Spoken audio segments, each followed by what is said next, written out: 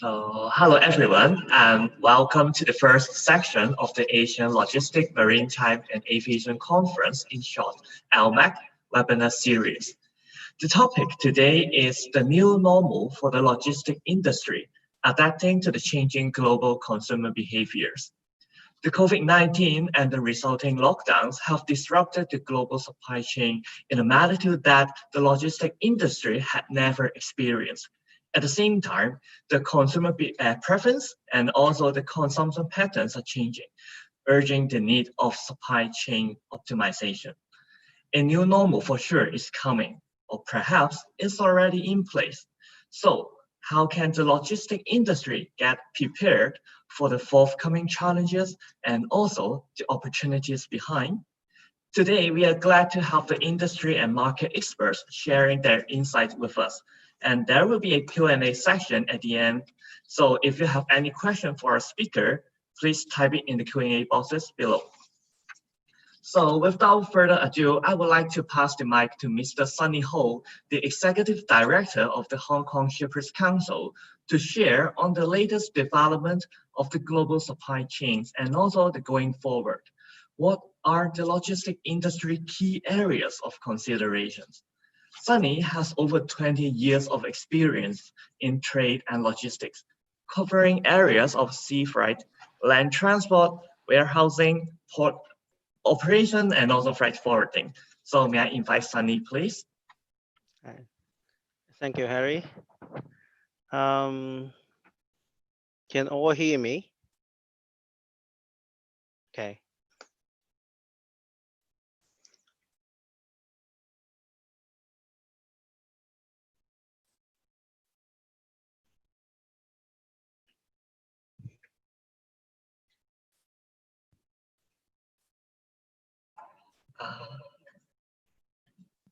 Sunny, the microphone, okay.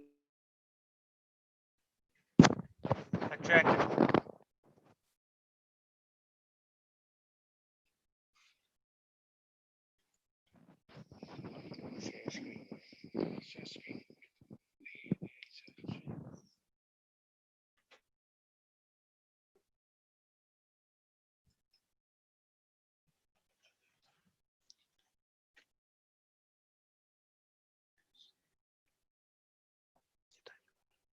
Oh, done.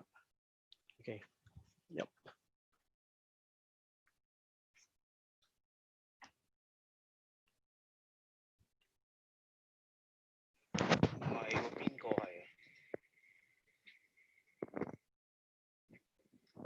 Check.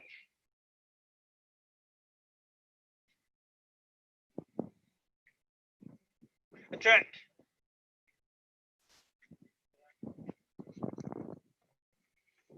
揾唔到個 PowerPoint 嘅。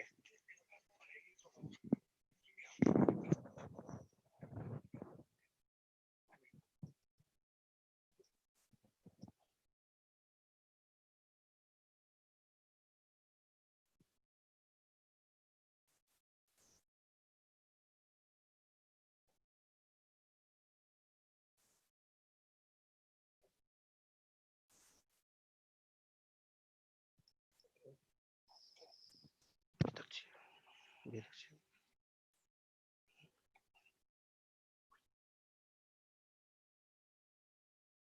見咗嘅 ，this one。Okay。Okay. Right, can you see the screen? Hi. 冇聲。It's clear, the screen. Okay, then I will go ahead. Sorry for the hiccup. Well,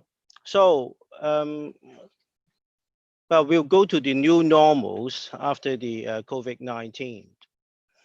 The COVID-19 outbreak has shaken global supply chains. Then while we are uncertain of the full impact, however, a lot of changes has been suggested.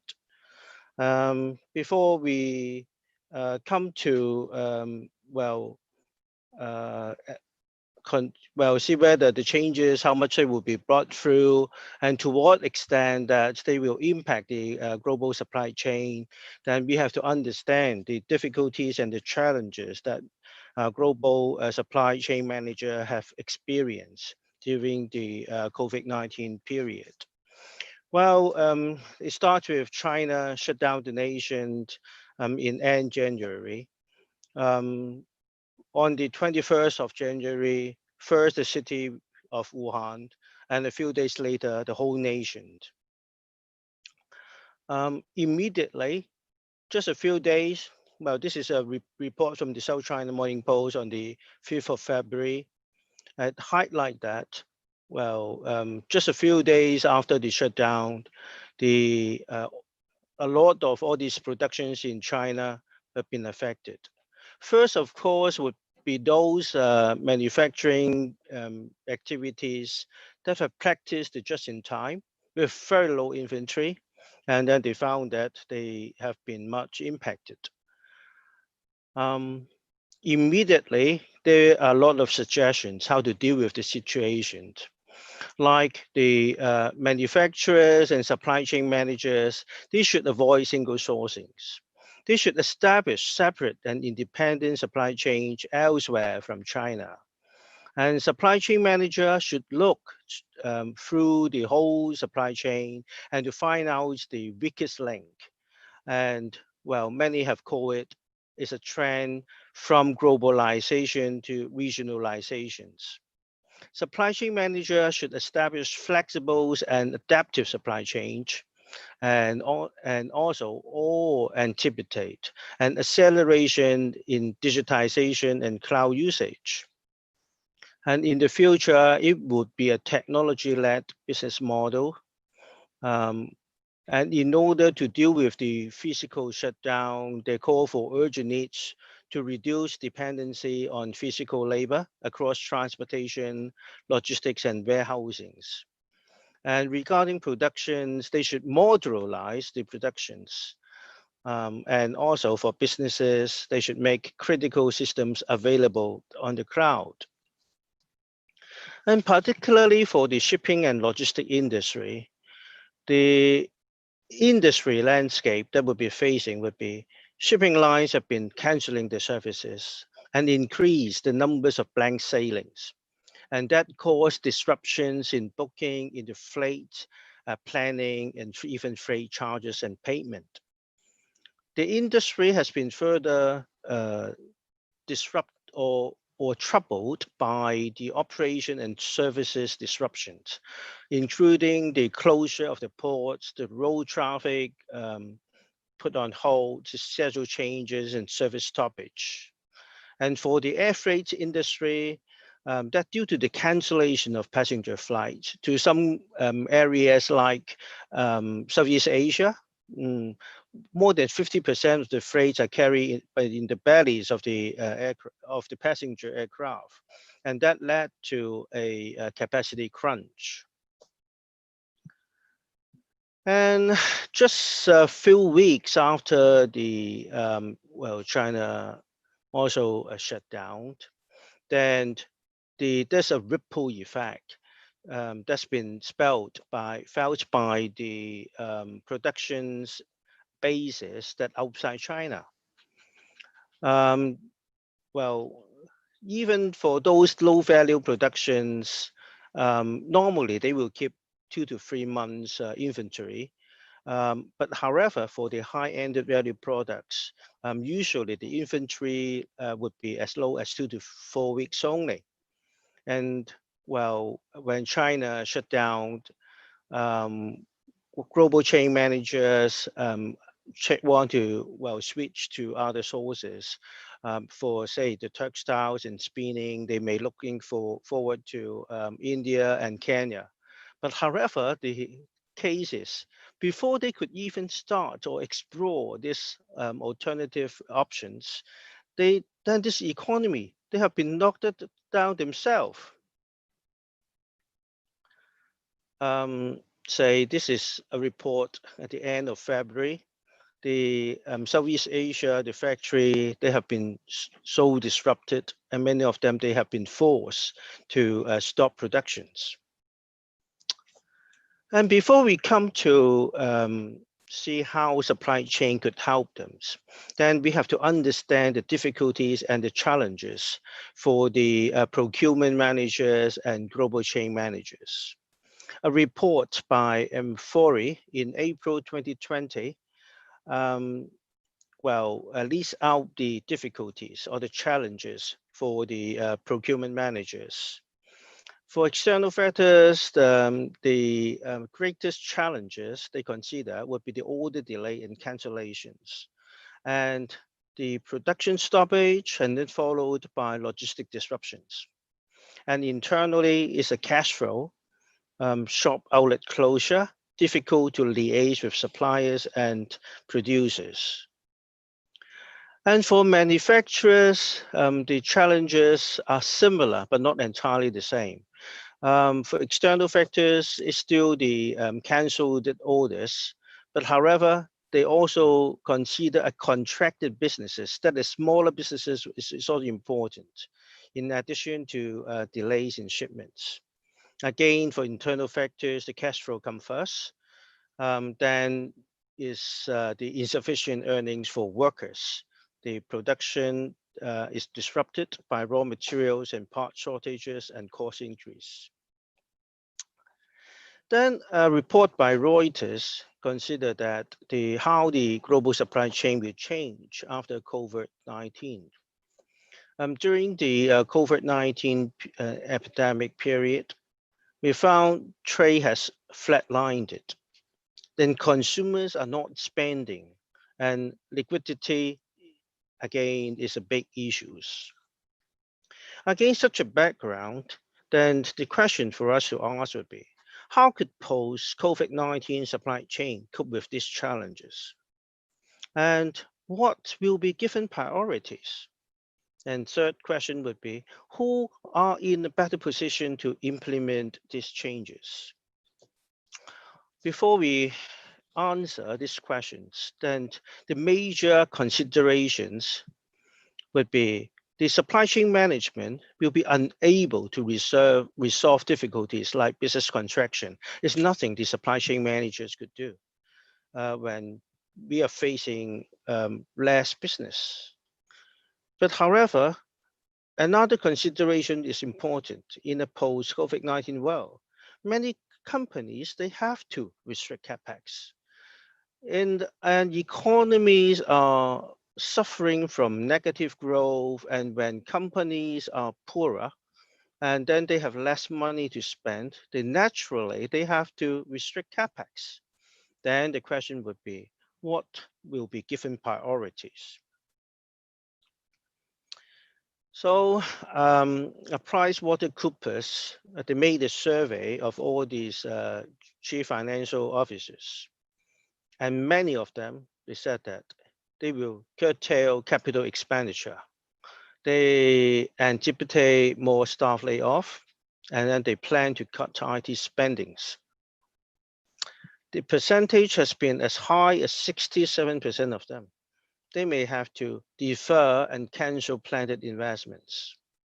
And of course, the most affected area would be the facilities and capital expenditures. But however, 53% of the CFOs said that even IT spending will be cut. And especially for supply chain managers, it's a clear inclination that they would rationalize short-term or medium-term capex unless it offers a clear longer-term competitive advantage.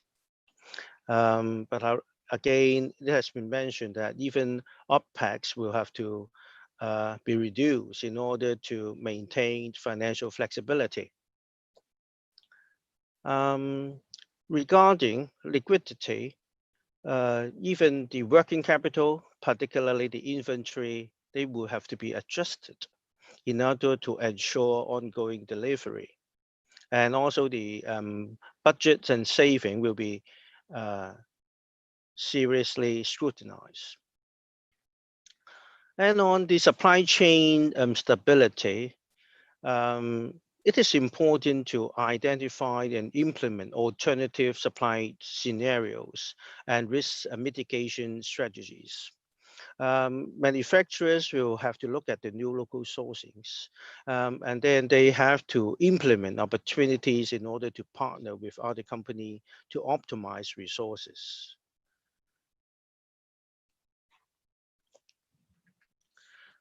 Priority regarding in the short term, look at the right-hand side.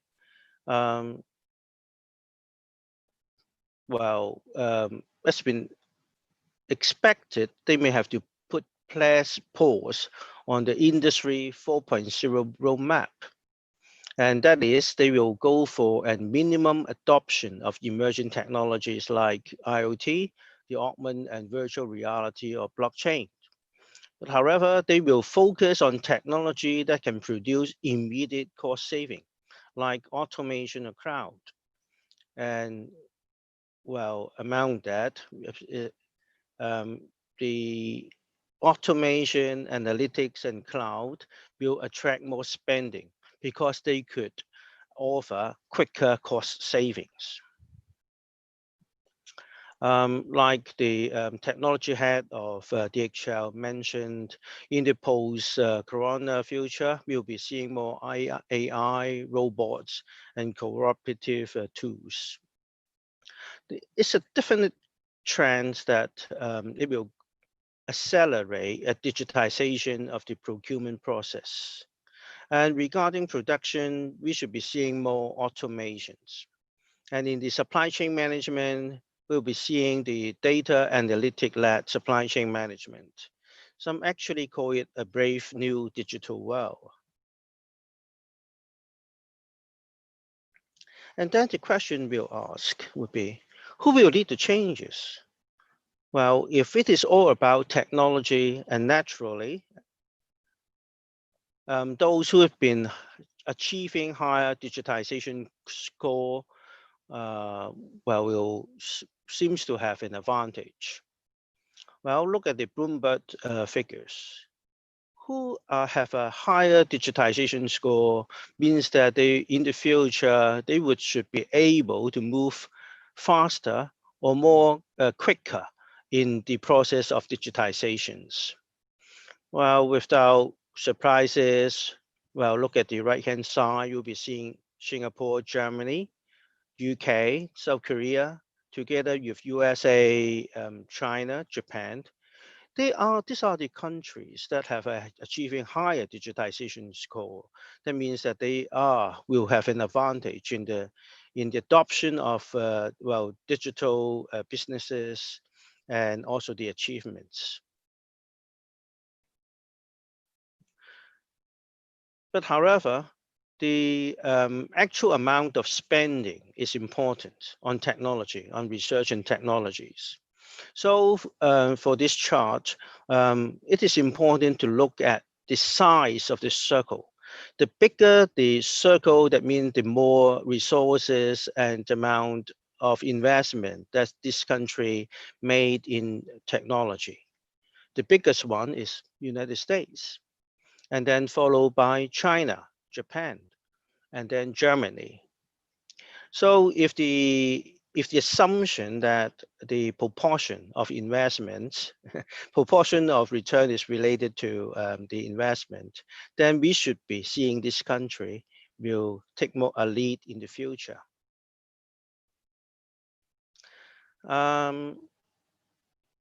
So we can say that the COVID-19, the impact would be it exacerbates the gap between the winners and the losers. Those comes out of the crisis stronger will be in better position to expand. And of course, crisis for some will be opportunities for others. So who are the winners and who are the losers? Naturally, the questions have often been asked, would China remain a dominant suppliers? Well, when we are answering this question, we look at the considerations. The global businesses will be facing a weaker economy, and product competitiveness is important. And then for company, how much premium would they be willing to pay for alternative productions? Will they accept a 10% high margin or 20% or 30%? And also how much that kind of diversifications would affect the product competitiveness? Well, putting all this in mind that, well, we can still safely say that China will continue to have the most effective supply chain. And when they have the second largest spending on the R&D. In the future, if the core is for automation, robotic, and AI, then how much labor-intensive production bases like Vietnam, Myanmar might benefit? Then how about the production of the strategic and key parts and components? Would they be carried out in the Western economies or in the region or in the lower cost area like that have been mentioned above? We all have to understand that supply chain are only as strong as the weakest link. Then how useful would be a partial shift? Well, other than COVID-19, but the geopolitical factors are important. And indeed, well, could be even more important than the COVID-19 impact. Then how are they going to change the future supply chain? And after all, it's all about balancing the competitiveness of the product, balancing the risks, balancing the geopolitical factors and other factors.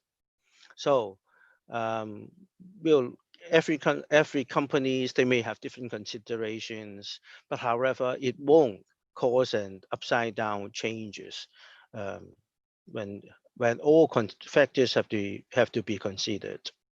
So we can conclude that in the future, it will still be a dynamic process that will be subject to constant monitoring and review.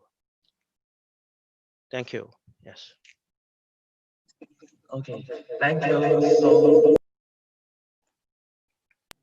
Hello. Okay, thank you so much, Sunny, for giving us the valuable insights on how the global supply chain will change after the COVID-19. And let's welcome Mr. Andrea Burelli, the Managing Director of Nielsen Hong Kong and Macau.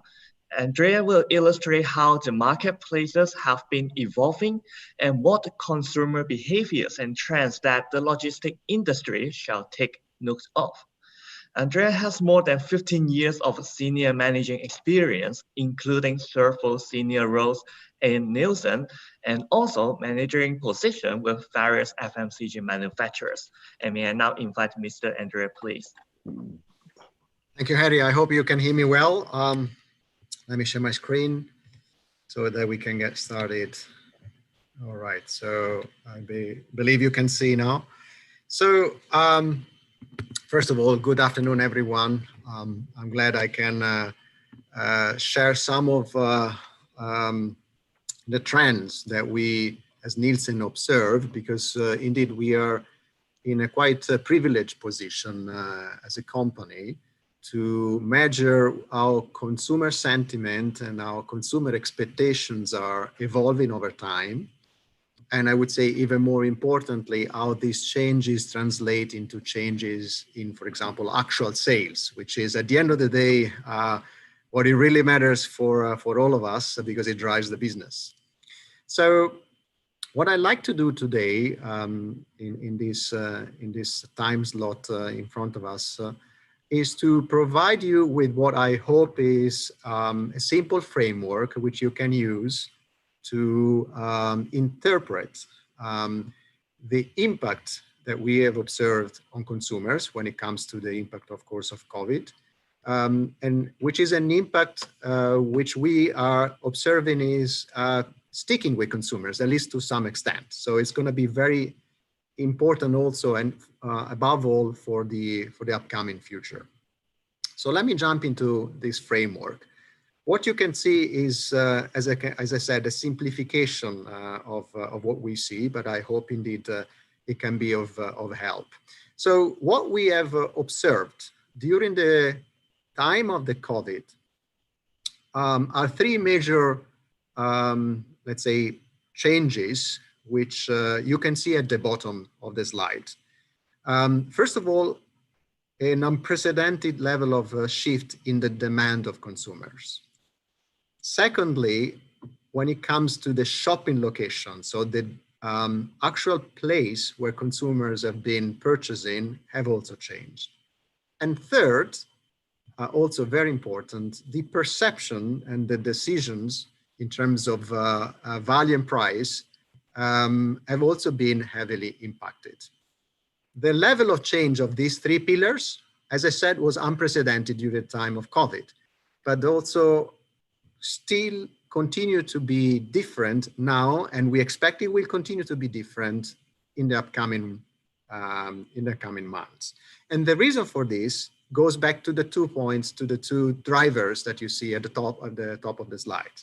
So on the one hand, driver number one is the changes in, or let me define it better, adjustments to the lifestyle. Consumers have been forced during the COVID and continue to be behaving differently because their day-to-day life has changed and continues to be impacted.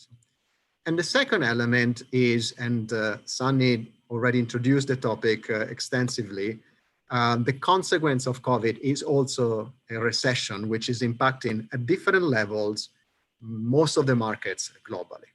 What I will do is going through these 5 points to give you a little bit more insight of what we observe, how it impacts or it can impact you. And then at the end, I'll wrap it up with some of the hot themes and some of the recommendations that we are giving as Nielsen to our clients in preparation for the phase which is upcoming. So, or the phase that is already started, that you may call it new normal. So let me start from the top of this chart and talk a little bit more about the lifestyle adjustments. So as Nielsen, and excuse me, it's a bit of a crowded slide, but I really wanted to share the overview here. as Nielsen, we are observing pretty much 6 types of lifestyle adjustments, which are the boxes that you see below on this slide. I'm not going to go into details of each of them, but I do want to mention some that indeed are characterizing not just the peak of the COVID, but also this new normal era. Consumers indeed maintain a very high and higher level of demand for products which help them to take precautions against COVID. So that's important because it does drive the shift in demand, which I was talking about before. They also continue to prefer, to a certain extent, virtual over physical. And that is also important for you because it has implications in how consumers shop and how consumers make purchasing behaviors. One interesting, very noticeable trend in terms of adjustment in their lifestyle is the preference for eating at home, right? So the COVID phase, in the COVID phase, we observed something that we call the home economy. Consumers were stuck at home or were forced to be home, and they developed a long series of behaviors shifting from what they were doing outside to doing it inside. What is interesting here, and you can see it from the chart on the right, we have been asking during the COVID what consumers across different markets are expecting as COVID will pass in terms of continuing or not to be dining more often at home.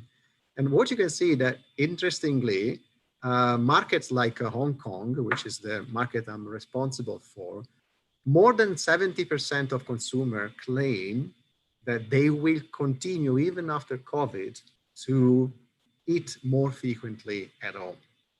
And that is valid for many of the markets, actually the majority of the market in the Asia region, with the exception of some cases like, for example, Japan. So what we expect, and we see it, I'll show more insight later on, we see also in the sales number, in the sales figures, that actually consumers have started to indeed cook at home and prepare their food at home much more often and continue to do so than before.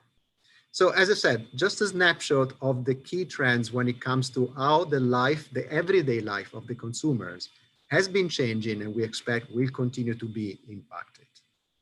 The second element I mentioned is the recession. I'm sure you have seen most of these figures across the news. So I'm not expecting to share anything new here. But what I do want to remark, and because this is what we observe as a consequence in the consumption trends, the impact of the recession, of this specific recession, will be more than ever a polarizing impact, with a group of consumers heavily impacted, those that are going to lose their jobs because they work or they operate in the specific sectors impacted, and a group of consumers that are not going to be impacted or going to be impacted to a very limited extent. And the other thing that we observe, which you can see from this slide, is that the countries are going to be impacted at a very different level, the markets in this case. So markets like Hong Kong and Japan are going to be much more and heavily impacted. Markets like South Korea and Taiwan in our region of North Asia will be impacted to a much lesser extent. So it is important to keep this in mind because the strategies that as manufacturers and a retailer you need to think about for the upcoming months should reflect these different group of consumers that are emerging very clearly and very kind of steadily out of the recession consequences. So as these are the two main drivers, lifestyle adjustments and recession, let's look into the outcome. So what you need to manage and what you can leverage as an opportunity from a consumer standpoint. Clearly, there is a demand shift that is at play. And what I want to remark here is what we observe being the direct impact of COVID which you see on the left, in terms of the top categories we have been identifying, asking consumers in terms of how they have changed their purchase behavior because of COVID. You can see some obvious ones. So categories like disinfectants, both in personal care as well as laundry and home care, heavily impacted in terms of increasing sales. And other categories which have more to do with what I was describing before, and that's the trend of eating at home, right? So canned food, staple food, frozen food, all categories that of course have to do with this new type of lifestyle. What is interesting, which you see on the right, this is a different source of information. It comes from the observation that we ran by tracking 1,500 households in Hong Kong. We track basically their daily purchase of household products. And as you can see, what we have observed is not so much an increase in penetration of the food, of the packaged food that you need to use at home for cooking, but rather the increase in the frequency and in the size of the basket, which really means that the consumption pattern have changed in terms of like the variety of products within the category of packaged food has increased significantly next to the frequency of buying this type of product. Moving on to something very much related to the demand shift. If you think about how we mentioned the precaution as an element which remains very important for the consumer also in the post-COVID. What it means in practice as this precaution is that the priorities, the needs of the consumers have changed.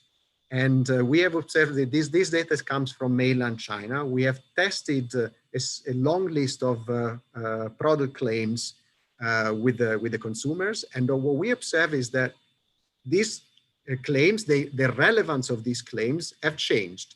During COVID, all the focus has moved towards protection for the consumer, protection against bacteria, protection against germs, and so on and so forth. Why is this important? And because this change triggers a lot of opportunities when it comes to innovation. And we see it materially. I've put some example here on the left of how manufacturers are adjusting and jumping into these opportunities by introducing products like soft fabric freshener with additional antibacterial benefits, for example, or drinks with, we call it superfood kind of products with immunity benefits, or ramen with medicine benefits. Or very interesting, I think, for this context, the acceleration of the introduction of a new brand from Nestlé. It is called Neschino in China, which is also a superfood. This is a prima globally. And what I think is interesting here is that Nestlé is trying to replicate the model of Nespresso. So investing in growing their direct online sales from their website and from their own stores, rather than trying to get the sales out of the regular, let's say, the retailer distribution. So it's trying to get out of this COVID situation an acceleration of a long-term strategy that has started a long time ago with Nespresso, and now they're trying to expand it to many other categories. So this is about demand shift. Now I'm going to touch quickly on location, which I'm sure this is even more interesting for you. I'm sure you've heard about the increase in online sales as a result of COVID. And I'd like also to reiterate the message here. So indeed, consumer have, what we observe is that they have basically done in few months what we expected it was going to happen in a range of 5 to 10 years in terms of the surge in online sales. This this is something that I mentioned is something that is globally, right? So not specifically for Asia or our markets. What we see more specifically for our markets, I mean, Asia and in particular North Asia, is two trends. Indeed, the online sales increase, I'll come back to that in a second, and also a reduction of the shopping opportunities at what we call the convenience stores. So the smaller stores that you find on the street for indeed convenience type of purchases. What is very interesting, back to the topic of the online, which I think is important for you, is that, for example, in a market like Hong Kong, what we have observed is both an increase in penetration of online shopping, but even more importantly, an increase in the basket, what we call the repertoire that consumers buy online. So basically, the consumer has learned during the COVID, and we see it continuing, to do the full shopping online rather than only the more opportunistic shopping, for example, because there is a promotion or because maybe there is something in an assortment that is not available offline.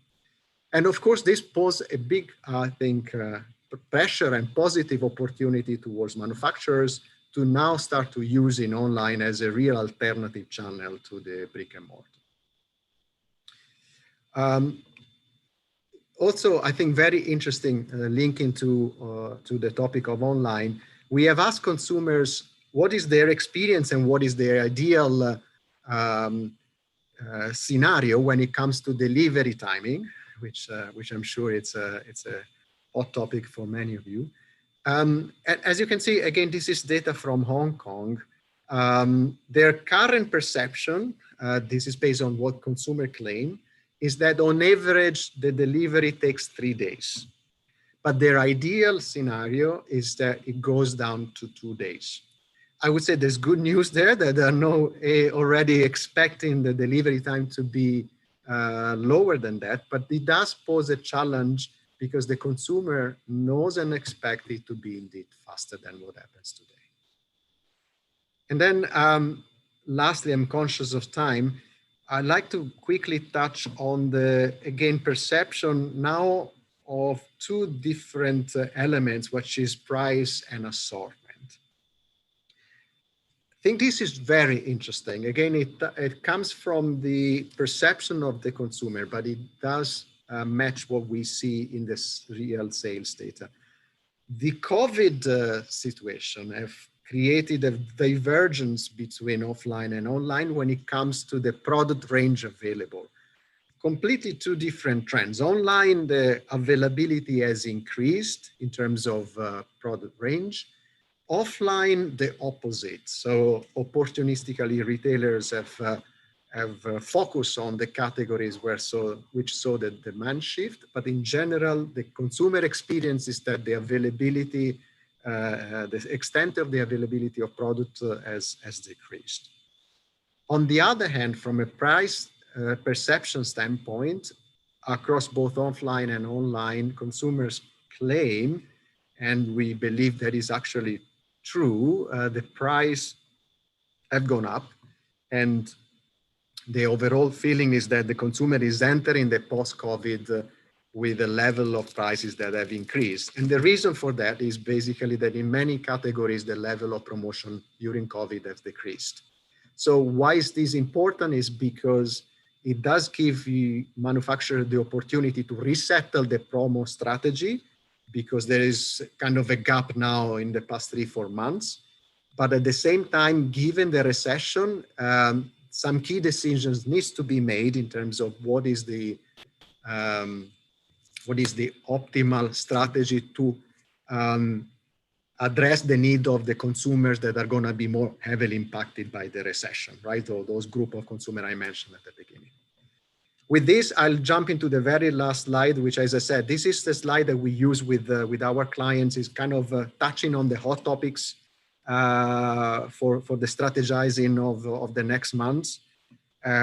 So I'll start from the left.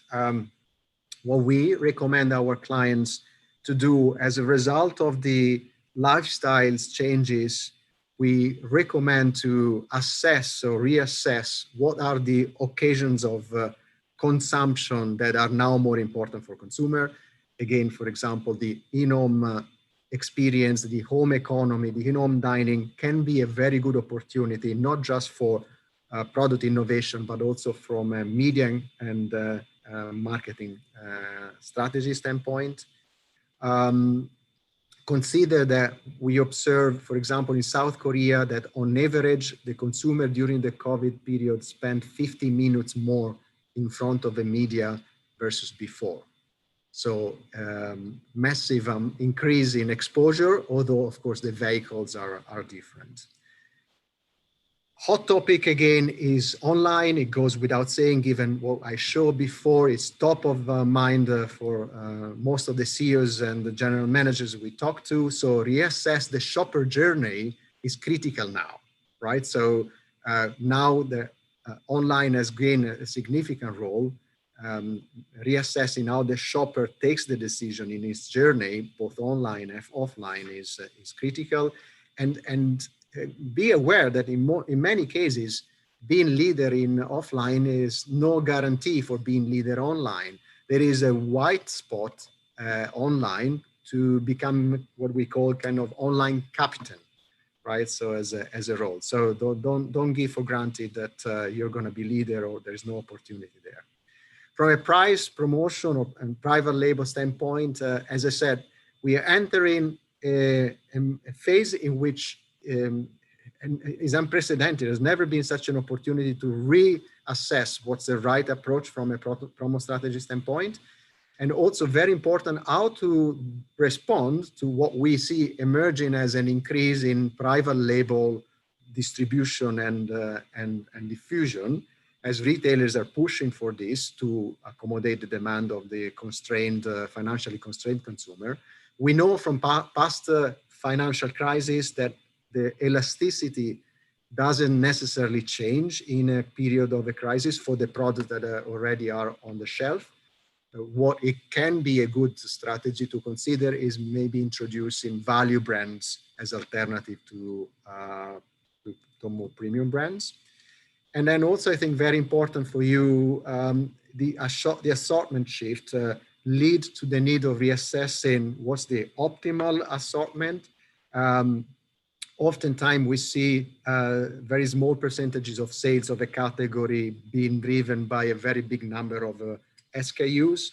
This is something common, but now the retailers are putting these under their eyes, and they will be under closer scrutiny. So having a good response to making sure that your SKUs are really incremental to the category are critical more than ever. And then lastly, I mentioned this before, the demand shift does clearly give a lot of opportunities when it comes to innovation and when it comes to reassessing the priorities of the consumer. So it opens up indeed what we believe are very interesting opportunities, because again, looking at some of our experience, what we have seen, for example, after the crisis in SARS in 2003, or after the crisis of the baby infant formula in 2008 in mainland China, the products that were introduced to address those crises were still there. Some of them are still there after a few years that the crisis was over.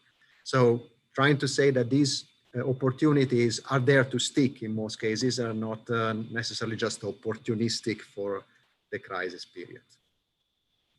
And with this, I've concluded, and I'm open, of course, later on for answering any question that you might have. Thank you. Okay, so thank you, Mr. Andrea, for giving us the presentation that helped us to understand more about the current market, and also more importantly, how consumers will behave right now, especially after COVID-19. So remember, for the audience, if you have any questions or if there are any areas that you want to know more, feel free to type them into the Q&A boxes down below in the Zoom windows. And we understand that when challenges come, more resources are needed. Coming next, Ms. Kelly Ma from our Service Promotion Department of HKTDC will share on some initiatives and also the fundings that support businesses going through the hard time. And may I now invite Ms. Kelly Ma, please. Thank you, Harry. So right now, I would like to spend a few minutes to share with you what TDC has been doing to support the industry, especially through our annual event, Asian Logistics, Maritime and Aviation Conference, in short, ALMAC. So coming to this year is already the 10th edition of the conference, and the coming conference will be organized from the 17th to the 18th of November, together with the Hong Kong Special Administrative Government, as well as in association with the Lords Council and Hong Kong Maritime and Port Board. Just to quickly go through some of the highlights from last year. Last year, we have a number of heavyweight speakers from World Trade Organization, from MERS, from Cathay Pacific, as well as some of the technology leaders like Mujin. And not to be missed is we also have some financial institutions like Standard Chartered, who feel they share with our audience with the latest international trade development. So our shippers find that they can actually learn a lot of successful experience from the conference. Talking about some practical tips that many SMEs, both manufacturers as well as the logistics service providers, they would like to learn. We invited some of the leaders from other countries like the Philippines, as well as region from Taiwan, for sharing with us on the market intelligence. And the most important is they share with us how to do business in these regions, as well as to overcome difficulties from these areas. And some of the networking they have been doing also facilitate this discussion in between. Apart from some of the market intelligence, maybe some of the manufacturers or some of the players in the industry, they would like to learn the practical tips. For example, how to save the logistics costs and how to have more cost efficiency in the logistics solutions. And we actually invited some of the emerging countries like from Africa, from Thailand, and also not to be missed as the key industry associations from Hong Kong, including the Chamber of Hong Kong Logistics Industry, as well as Harbour, and also the Sea Transport Logistics Association, and also the Logistics Association. They provided the free one-on-one consultation to our participants, which we received a lot of good feedback over there. And coming next, I would like to share with you some of the key participants for the conference last year.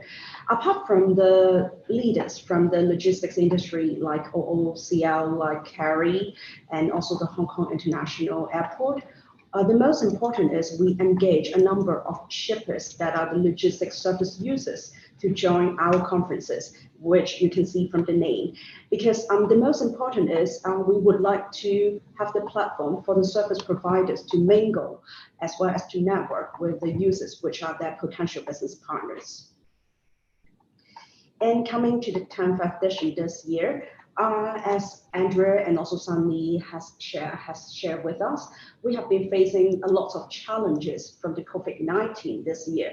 Perhaps the largest crisis or a lot of changes that the industry faced. So what we need to do is facing these changes. What are the new normal? What are the new alternative ways that we can adapt and also to strike through these challenges? That's why this year we have the theme capturing opportunities amidst volatility, which is to helping the industry to capture the opportunities amidst all the challenges that they face these times. The key topics that we are going to share this year, not to be missed, is the new normal, how the COVID-19 affect the supply chain, as well as how to rebuild it, and also the Asia's evolving growth in the global supply chain, and also with the technology innovation, helping the industry to save the course, as well as to have more safety when they transport their goods, and also the intelligence and also practical tips for our shippers. And we also have a number of thematic tracks from air freight, maritime, as well as supply chain management, sharing with you on the latest what's happening from these sectors. Apart from the conference, not to be missed is we also have the exhibition staged alongside with ALMAC. In this exhibition, you can find a lot of new solutions which help you to save the cost, as well as to help you to enhance your efficiency from our three key zones, which are the e-commerce support and tech applications, supply chain management, as well as maritime and port services. And our exhibitors, they can also choose to top up their participation, not only with the booth, but also with the 24/7 online promotions, as well as a number of offline promotions. So to conclude, actually, ALMAC 2020 is a not to be missed event. This is a flagship event that helps the industry to get the insights from the industry experts from logistics, supply chain management, maritime, and air cargo sectors, and also to explore unique business opportunities and get connected to the industry players and shippers. And not to be missed is to maximize your company's exposure through the conference. In order to support the industry, as Harry just talked about, what are the initiatives that help the industry? So for the Hong Kong Special and Administrative Government this year, they launched the Convention and Exhibition Industry Subsidy Scheme, in short, CND funding, with 50% of the exhibition and admission fees to help the companies participating in this conference, no matter you are taking a booth, no matter you are joining the conference, with 50% subsidized. So for per booth, the maximum cap can be as high as 10,000 Hong Kong dollars, as well as with 100,000 Hong Kong dollars per every event, which talking about 10 booths for each company. And for Hong Kong SMEs, apart from the CND funding, because for the CND funding, it applies for both local and overseas. And for the SME Export Marketing Fund, which offered for the Hong Kong SMEs, they can actually apply for 50% of the exhibition fee subsidized on a matching basis. And also they can apply for the pre-event payment of the total preliminary approved funding, which up to 75% pre-event payment that they can get. So with these initiatives, we hope that this can help this industry to join this meaningful event with this funding. So remember to mark your diary from the 17th to the 18th of November this year in Hong Kong. And thank you very much.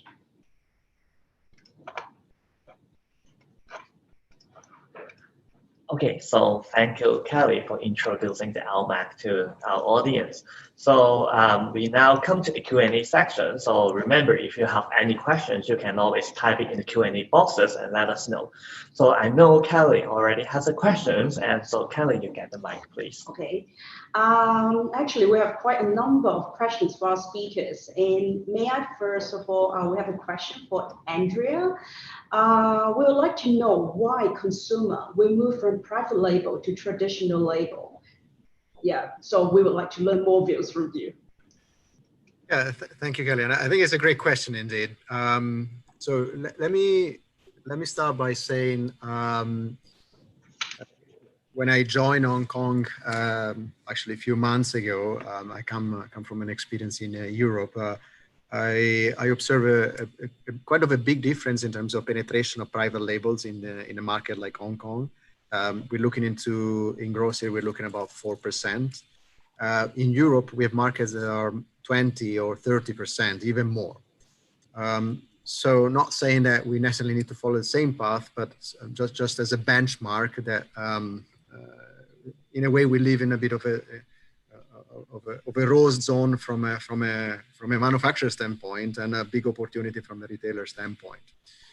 And well, in general, the success of private labels in those markets where the penetration is much higher is driven by a couple of elements. One element is definitely price. So a private label can offer an alternative, typically at a very cheaper, well, very depends on, but a cheaper alternative to products, the branded products. And then the other reason, which is more for mature kind of private label markets, is that retailers have started to create full strategies around private label. For example, and this I think can be very relevant for the scenario we are going to face in the next months. The opportunity for the shopper to be able to do a full grocery shopping of private label, with the key message of as a retailer, I can offer you the possibility to live your life with my products, spending significantly less. So kind of the message, like a retailer is really close to the shopper, especially in a moment of difficulty like the one that for some consumers, we're going to face due to the recession. May I have a follow-up question? Is regarding, you mentioned about online is becoming more important. Will there be more implication on like private label or like the type of products? Yes, I mean, not necessarily on a private label specific standpoint, because let me say, the private label strategy is a very mature strategy from a retailer standpoint. So you need a retailer that has quite of a solid capability from a logistic, from a sourcing, and from a marketing standpoint to be able to deploy an effective strategy on private label. On the other end, what we see in many markets, especially in Asia, but not only in Asia, is that online, in online, we have some good, like new pure players, which are new to the market, to the retailer environment. So I think that the priority for these pure players at the beginning is not to invest in the private label. So I wouldn't expect necessarily online to be a space for private label. Also, if you think about it, consumers that are going to be financially under financial constraints, they will likely not be also the first consumers shopping online. So the two trends are going to be in parallel, but not necessarily overlapping in my view. Thank you, Andre. Very good. So our industry players, they are very concerned about the freight. So I have a question for Sunny. From our audience, they want to know why the ocean freight keep increasingly sky high, and when will it be down or back to normal, not the new normal? Well, price is a factor of supply and demand. Well, carriers have restricted supply very substantially by canceling some of the services, by increasing the numbers of blank sailings, and then when demand drop. And now when the all these relaxations, however, the supply will still be very tightly controlled. So naturally, when the trade enters into its traditional peak seasons, that is in the summer, that there are more demands than supplies, and then jack up the freight rates. Many capacity have been left idle, unused basically, but they are not going to be released into the market. So do you like, though we don't have a crystal ball, but do we have like any estimation on how it goes maybe later on with the control of the COVID-19, maybe a little bit going down, maybe second half of the year? Well, I think shipping lines have also learned how to achieve or to develop these strategies over a hard lessons. In the last 2 decades, I would say, because of bigger ships, and then shipping lines have keep on ordering bigger ships, the mega container ships, and also because of the low interest rate, they easily got finance. They have built many ships, far too many ships, and causing a substantial reductions in the freight rates, and that the market has been so, or the industry have been so difficult that there's a lot of merger and acquisitions. Now we have a lot less shipping companies than in the past, and most of them have formed into consortiums. Basically, we're left with 3 consortiums, and an objective of all this consortium would be to control supply. That is, they consolidate their services, planned the supply, and then it's a decided move to control supply in the market. So even though when we after into the second half, when we are almost there, we are already in July, we are on the second half. As I mentioned, this is already the traditional peak seasons. And that's why we are seeing much higher freight rates. And indeed, the shipping lines have announced it 2 general rate increases in June, and then another one in July. This is very unusual. Indeed, the 3 announced GRI in less than 1.5 months. See, so we're talking about a lot of regions are growing fast, like some of the ASEAN countries. So Sunny, I would like to know for which ASEAN countries which you find is the big opportunity for Hong Kong, and also what are the competitive edges for the Hong Kong logistics players in these regions? I think the diversification of the manufacturing base will continue, and well, more due to geopolitical factors indeed than the COVID-19. Of course, the COVID-19 have its own impact, but however, I would say the conflict, the trade conflict, the political conflict, and all that will have a greater impact. Of course, the trend started a few years ago, and well, if the conflict intensify, it may accelerate. But as I mentioned, is after all is a balancing act, because all this developing manufacturing bases, they have their own problems. Like the COVID-19, well, these economies, they have been forced to shut down, and different economies, they are facing different problems right now.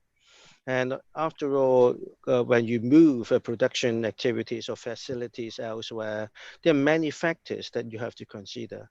That's the social and political stability of the new development basis, the foreign exchange policy, how easy that they're going to do business over there, the customs, and then all that. You have to put all factors into consideration. But however, there's a trend of diversifications. We will be seeing more supply chains moving out. As I mentioned, also there is also a trend of from globalization to regionalization. When supply chain managers, they will look at not only the China's +1, China +2, China +3. They may have several independent and segregated supply chain. Some may be the new local sourcing. Say in North America, they may be looking into US, Canada, and Mexico and Europe. They may be in the Central Asia, Eastern Europe, and also in the Southern Europe and all that. But however, after all, isn't balancing considerations of how much you can afford your product to be more expensive. Well, price is only one factor, but however, there are many factors you have to consider. So after all, it's a balancing fact of competitiveness of the product and also the risk management. That is how much the risk profile that each brand could accept or they can afford. Thank you, Sunny. So back to Andrea. I also have a question. It's about expectation from our customers.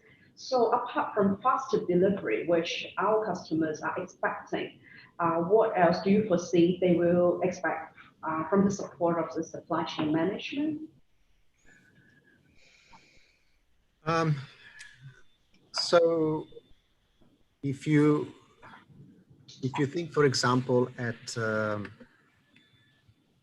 what I mentioned about the demand for online becoming more mature, I think that is a trend which should be taken into high consideration. I believe that the element of speed is important, and I indeed mentioned some data in terms of expectation, but I think the element of having an experience from a shopper standpoint that is more complete and more in line with the more contemporary is even more important. So that the challenge and the related opportunity for the manufacturers and also for the retailers will be to invest and convince the client, the shopper, that the experience that they can have online is going to be at least at the level or even better than the one that they have offline.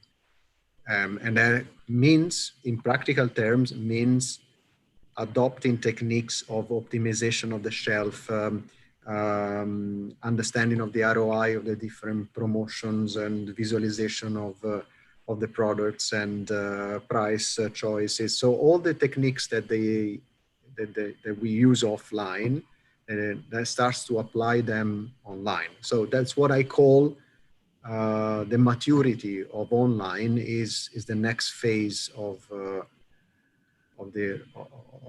what I think we expect, we should expect, and we should be focusing in the next phase. So digitalization is really important for all the industry players, no matter the users or maybe service providers. So actually, we have a very good broad discussion and also a lot of interesting topics coming out, especially with the new normal and also with talking about technology. So what we should play and what we should do for the upcoming future. So we still have a lot of topics which we will cover in our ALMAC in November. So I think this is pretty much, and I'll pass back the mic to Harry. Okay, so thank you for everyone for coming to the webinar today, and thank you so much for Mr. Sunny Ho, Mr. Andrea Borelli, and also Ms. Kalima to share all the fruitful sharing to us. And I believe we have learned a lot about the logistic industry and also about the consumption market. So ALMAC webinar series will have more sessions to come, so stay tuned with us and for the future ones. So I will see you soon in the next episode. Thank you.